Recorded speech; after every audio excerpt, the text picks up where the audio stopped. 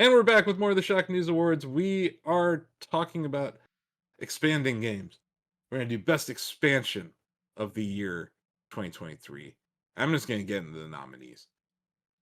Phantom Liberty, Cyberpunk 2077, Horizon Forbidden West, Burning Shores, Hitman, World of Assassination, Freelancer, Resident Evil 4, Separate Ways, Mario Kart 8 Deluxe, Booster Course Pass, and Remnant 2, The Awakened King. Donovan, you spent some time with Phantom Liberty. You talk about what that brought to the Cyberpunk 2077 universe? Yes, so they released this alongside the big 2.0 update, which reworked a lot of the main systems of the game. And the DLC Phantom Liberty takes place like right in the middle of the Cyberpunk 2077 story. It doesn't add to the end. It fits kind of right in the center. So even if you were playing a fresh save, you could get to it relatively quickly. And it adds a whole new region to the map. I believe it's called Dogtown. And then obviously, as all the trailers heavily teased and featured, Idris Elba is in it. The second big famous Hollywood actor next to Keanu Reeves in this thing, who is also in the DLC a little bit. You could tell they got him to do some more work for it, but he's not in it as much as he is in the main game. It's great. It's a cool like espionage kind of spy thriller, just like dropped into the center of the campaign of Cyberpunk 2077, which is already quite good. Add several hours to the campaign. It's a good ride. It's fun. Cool. Yep. Uh, so Horizon Forbidden West had an expansion this year. Feels like It it did. was a very long time ago.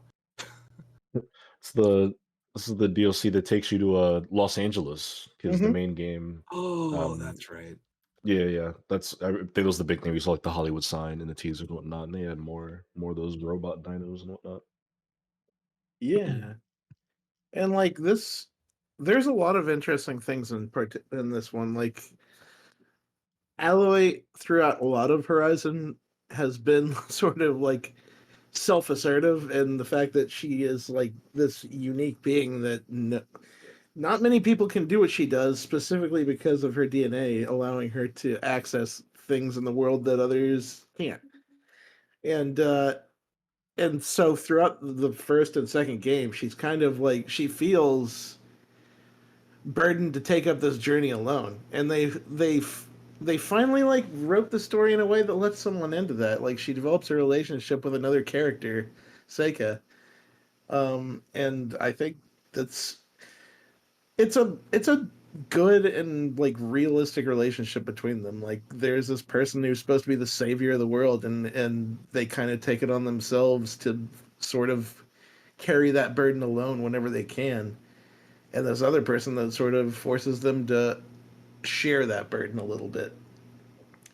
And I think just as far as like other stuff in this game, like Silas, this was that voice actor's Lance last Riddick, I believe. Lance Reddick, Yeah. who Mhm. unfortunately passed away. Um, this was one of those roles that made him a legend among the gaming community. Silas is a very complicated character in the Horizon lore. Uh, he wants to ensure the survival of humanity and the preservation of technology, but he's also not above like throwing people around like resources to do that, and it makes him like I've always had a love hate relationship with that character where like I think he's very well written, but he's such a dick. And Lance Reddick like really brought that vibe to that character. And unfortunately, I think this is the last time we get Silas as Lance Reddick. Um, but man, like if this was the send off, then he did a great job. Hmm. For sure. And yeah, obviously, uh, prominent Destiny 2 voice actor as well. But yeah, I think this was like the last credited thing that he did in gaming. Very good nomination. Next up, Hitman World of Assassination Freelancer. You want to talk about how this is just the game that keeps on giving? For sure. Like, and in a way that like reinvents the way you experience Hitman. Like We've had 3 games at this point just full of missions that let us do the sandbox full of opportunities and options to just off people in the most either the cleanest or or the messiest and most ill-advised of ways. And Hitman Freelancer mode kind of embodies chaos. Like you have to take in you take on a roguelike array of targets across any one of the given locations throughout Hitman 1 through 3, and you take in only what you can carry, only a handful of items that you take with you, and you have to procure items on site and take out targets related in ways related to the like there's different criminal groups, and the way that you're tasked with defeating them is based on which criminal group it is. Like if you're facing a group of corrupt doctors, you generally had to take them out with either medicinal means or poisons or or scalpels or things like that. If you're taking arms runners, then it wants you to do it with like sometimes it'll ask you to do it with a shotgun or a sniper rifle, which if you know about Hitman, using a shotgun anywhere in Hitman is a good way to get attention on you real fast. Yeah. That's a guns blazing strategy that's not very common in that game. Yeah. So like making you make these choices because like you don't have to do it that way. You can kill them however you want. But killing them the way that it asks you to do it lets you take back more money that you can then use on better items that you can then take into future missions. So like the risk reward that they built in this where you keep taking on these organizations up until like either you've defeated them or you lose. Which by the way, if you lose all the equipment that you brought with you along the way and you have to start from square one. And I just think that like it's an incredibly interesting way to approach Hitman where you have to like you can it doesn't matter how much you've learned the mission, you have to adapt to what what the mode hands you when you take on your target. And I think that's really cool. It's like taking so many years of this game that we loved and just flipping it on its head and making it feel fresh again. Nice. Yeah, it's free, right? This expansion. Yeah, freelancer mode was a free update with the game. And like that is a lot to give fans just for free. If you just have Hitman, you get to play freelancer mode without spending another dollar. That's awesome. Like that's valuable from a gamer's perspective at the very least. Awesome. Another worthy nomination for this incredibly stacked category. Next up, we did a pretty sweet stream with this for our Able Gamers charity fundraiser. We had a race in Resident Evil 4 between TJ and David in the Separate Ways expansion. David, I think you feel pretty strongly about this one. Do you want to sing its praises? Yeah, unless I'm mistaken, I think TJ does as well. But the original Separate Ways was kind of an expansion pack released or that debuted with the PS2 port of Resident Evil 4. The idea is that you play as Ada Wong, who's on a mission of her own that parallels what Leon is doing in RE4. And the original was really fun, but I think you cross paths with Leon maybe once, and otherwise you were going to old areas, and one new one, a ship that didn't really make any sense.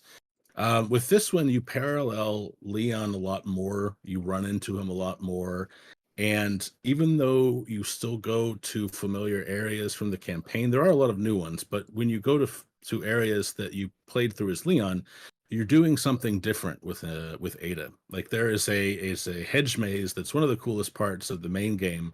With Ada, there is a cultist that chants, and if you let him finish his chant, all the enemies in it will sprout Las Plagas, which just makes them all bullet sponges. So the idea there is to just go fast like Sanic and try to kill this monk as quickly as possible. And that's just a really great example of how Separate Ways really switches things up. Every encounter feels important. You can upgrade your weapons, which you could not do in the original Separate Ways. It's just a really good story, and Ada finds herself affected by Leon kind of the same way that Ashley is affected by him in the main game. Ada is kind of a stone cold, just here to collect my paycheck and do my job sort of mercenary, and Leon, just his courage and his unwavering dedication to doing the right thing kind of inspires Ada to do the right thing, which has some ramifications for what Capcom might be doing after this or eventually. And it's just a really strong campaign all around. I love playing as Ada. You're also a lot more mobile. She has a grappling hook, so you can, like, if you get the upgrade, which is a charm, I think you can do a kind of a get over here and steal enemies' shields, which removes a lot of their armor. Just zipping around with her makes you feel like Batman. It's just a ton of fun, to the point that it's hard to go back and play as Leon in the base game because Ada's that much more mobile. Yeah, the traversal that they add with the grappling hook is next Yeah. level. It's shocking to me that they made the grappling gun just such a regular feature of the combat. Like, Yeah. it was just such it was it was just a move to the next scene tool in the original and for most of the expansion. So to have it actually play a role not only in combat but oftentimes like a big role in boss fights, it was really cool to see that adapted in that way. I also kind of like how they expanded on Ada's character in this version of the DLC. There's little bits of dialogue. Like, this is something that David and I have praised in the base game a lot, too, for how they expanded Louise and Ashley and Leon. But you get that same level of attention to detail here. If you go into the village and find the cop that got the Spanish cop that got toasted on the pyre, uh, out of nowhere, Ada will drop this line. It's like, "Oh, it's been a while since I smelled that smell," and that one line is like, "Is that Ada lore? Are we getting Ada lore and just throwaway lines in this game? What does she mean? I want to know more." Yeah, it's just such a fun game. Does great character development, and it's only $10. $10 gets you, I would say, between 4 and 8 hours of extra content, depending on whether you just zip through or whether you turn over every stone, which you choose to do. And I'll also add that, like TJ spot on, like in the original, the grappling hook was really just a loading screen. Instead of open a door, you grapple somewhere and the next area loads. But in this one, it can even change your pathing. Like when you go through the village square, you can either like work your way through a house you have to go through to progress from the bottom up, or you can just kind of like swing up through a window and get out pretty quickly. Just those little choices like that make this a ton of fun. Nice. If we're good on singing the praises of separate ways, we can move on to the next banger expansion on this list. Mario Kart 8 Deluxe Booster Course Pass. Boy howdy, did this add a bunch of stuff to Mario Kart. Talk about Nintendo value. actually posted a video the other day showcasing the 96 tracks that are available now in Mario Kart 8 Deluxe. And yeah, they've created the definitive Mario Kart game, I think, with this expansion. I love the mechanics in Mario Kart 8 Deluxe, just at the core of the game. But, when it shipped on Wii U, it didn't have all this. And now it's become a celebration of the entire franchise. Characters that you love, tracks that you love. They even ported over the Mario Kart Tour mobile app tracks to this game. This expansion is a celebration of a franchise that I don't think we've seen the scope of this from Nintendo before when it came to expanding games. And it's just, it's very special. Steve, you have something you wanted to say? Yeah, I think the only comparison that you could probably make to Mario Kart is Smash, having so many Yeah. different characters and so many different franchises being brought together. I mean, I feel like that's the only other time Nintendo has really made an effort to please so many people and so Mhm. many different franchises. I mean, the DLC for Mario Kart. I mean, it adds 48 courses, countless characters, countless new costumes. It adds a music mode where you can listen to all the music from all the tracks. So many different things to it that it didn't have originally, which just adds to value. It's free if you have the Switch Online expansion. Yeah, air quotes on free. Not free, but it's part of the But Nintendo Switch Online Plus expansion pack subscription. if it is somewhat free in the sense because if you play online, you don't have to have the courses online. You can play them with other people if they have them. Because I don't know if my brother has the DLC, but he plays online sometimes and he can play the new courses and I don't think he has the DLC yet, Yeah, or at that's least the only expanded version of it. yeah. Like you can't host a race if you don't have the expansion pass. But yeah, you can join your friend who does. So that is cool. But yeah, it's just interesting. Like Nintendo is kind of innovating when it comes to DLC because they've like the idea to attach DLC to a subscription service is kind of interesting. It pays for itself if you download 3 different DLCs in a year. It becomes cheaper than buying those 3 DLC separately.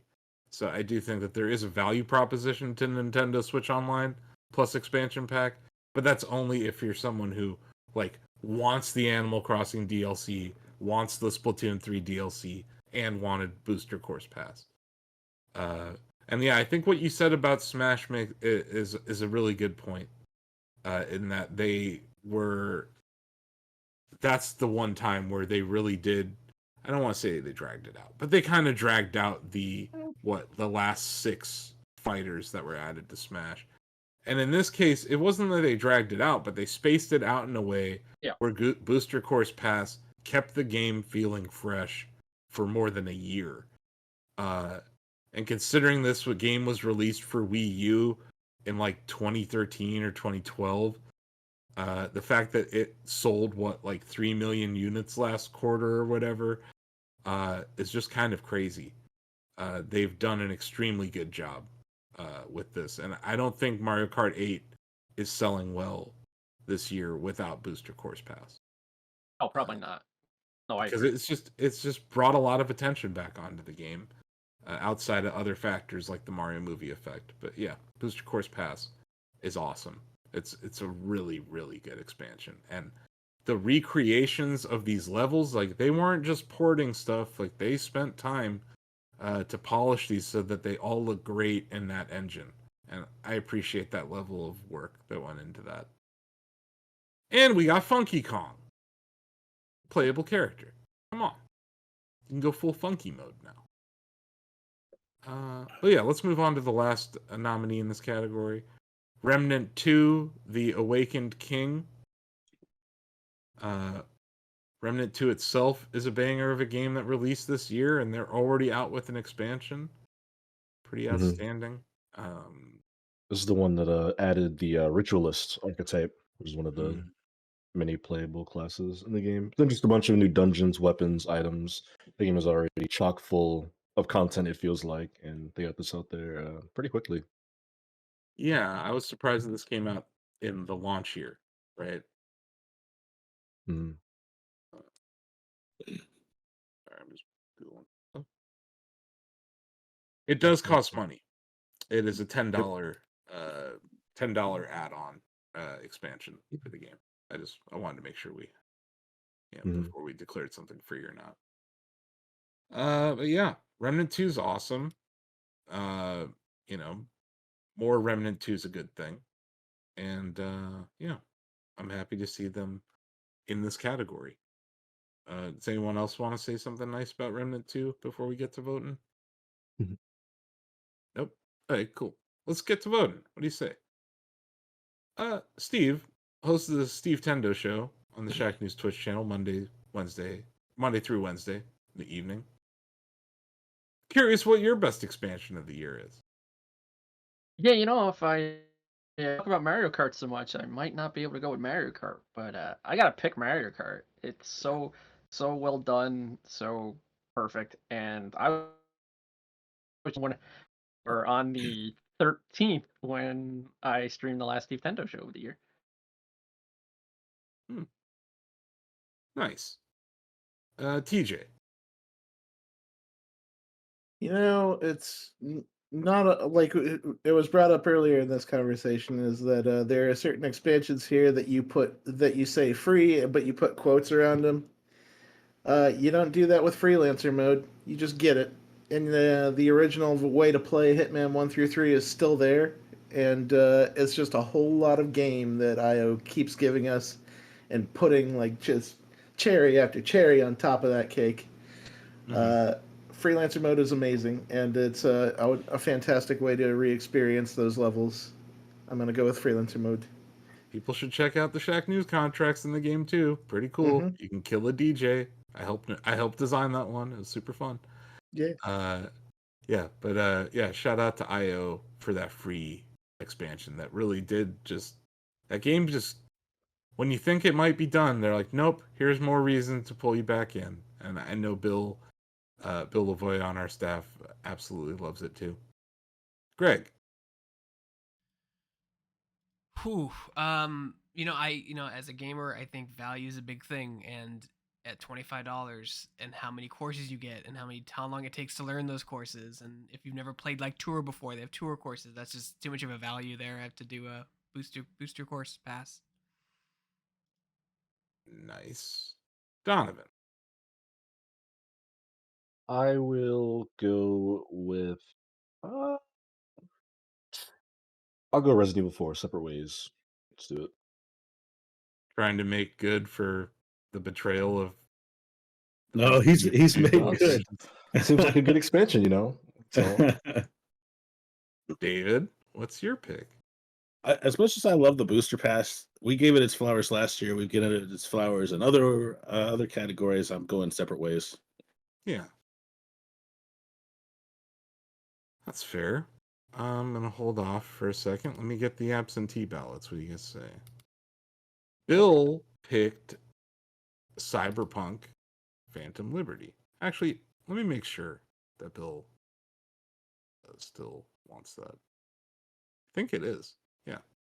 Okay. Yeah, Bill picked Phantom Liberty. So we get that vote down there. What did Sam put down? When Bill messaged me, he said Hitman World of Assassination. He did message you, right? When I talked to him earlier today, yeah, and he said Okay, so Hitman. this is the He might problem. he might have changed it. No. I think his communication with you, and we talk a lot on Slack, so I lost that conversation, but he sent you and I the same thing. Oh, okay.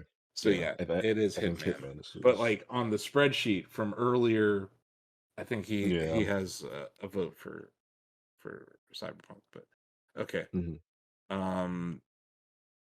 Denny has a vote for Separate Ways. So there's another vote for Separate Ways.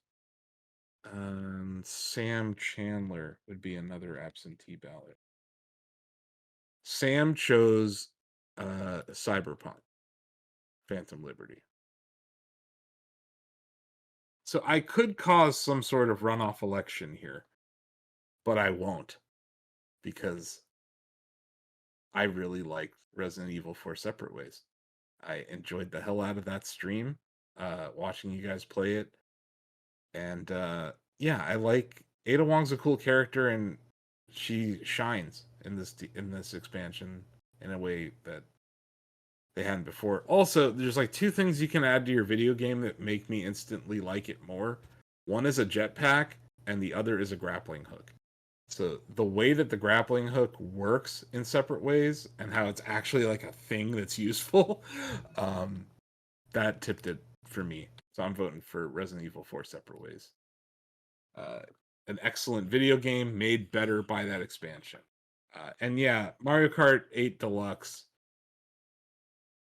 The person who convinced Nintendo to port that to Switch is some sort of financial supervillain. But props to Nintendo on really making. I don't know how the hell they're gonna make a new Mario Kart. I really don't. But yeah, that's a question for another day and a topic for another deliberation. But for now, there can only be one winner of the Shacknews Award for the best expansion of the year 2023, and that's Resident Evil 4 Separate Ways. The goodbye's gonna have to wait.